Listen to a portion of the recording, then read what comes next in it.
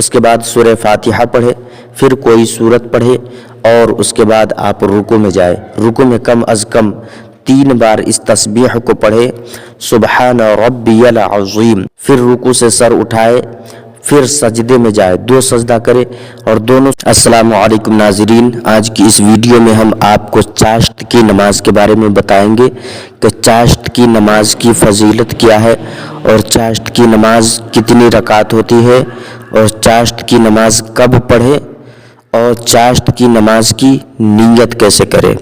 تو آپ سے گزارش ہے کہ ویڈیو کو آخری تک ضرور دیکھیں۔ تو ناظرین، سب سے پہلے ہم چاشت کی نماز کی فضیلت کے بارے میں بتاتے ہیں کہ چاشت کی نماز کی فضیلت کیا ہے۔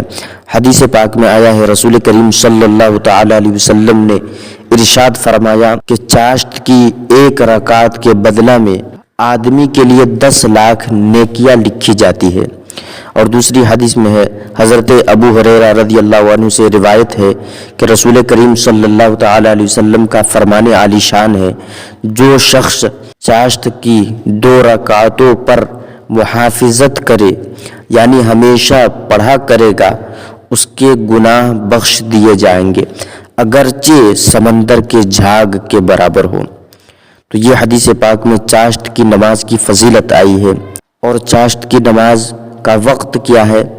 تو نماز چاشت ادا کرنے کا وقت آفتاب بلند ہونے سے نصف النہار شرعی تک ہے، اور بہتر یہ ہے کہ 1/4 دن چڑھے تو پڑھے۔ نماز اشراق پڑھنے کے فوراً بعد بھی چاہے تو پڑھ سکتے ہیں۔ اور چاشت کی نماز کتنی رکعت ہوتی ہے؟ تو کم از کم 2 اور زیادہ سے زیادہ 12 رکعتیں ہیں، اور افضل 12 ہے کہ حدیث شریف میں ہے، جس نے چاشت کی 12 رکعتیں پڑھی، اللہ تبارک و تعالیٰ اس کے لیے جنت میں سونے کا محل بنائے گا۔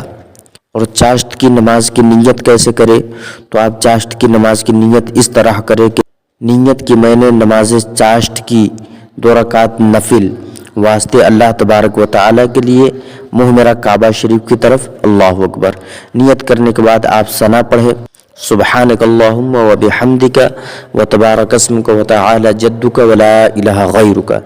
ثنا پڑھنے کے بعد اعوذ باللہ من الشیطان الرجیم، بسم اللہ الرحمن الرحیم، اس کے بعد سورہ فاتحہ پڑھے، پھر کوئی سورت پڑھے اور اس کے بعد آپ رکوع میں جائے۔ رکوع میں کم از کم 3 بار اس تسبیح کو پڑھے، سبحان ربی العظیم، پھر رکوع سے سر اٹھائے، پھر سجدے میں جائے، 2 سجدہ کرے اور دونوں سجدے میں اس تسبیح کو پڑھے، سبحان ربی الاعلی۔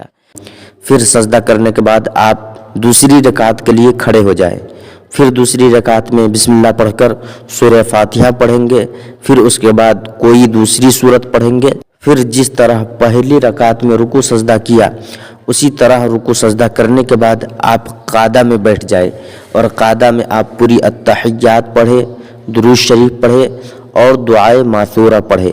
ان تینوں چیزوں کو پڑھنے کے بعد آپ سلام پھیر دیں۔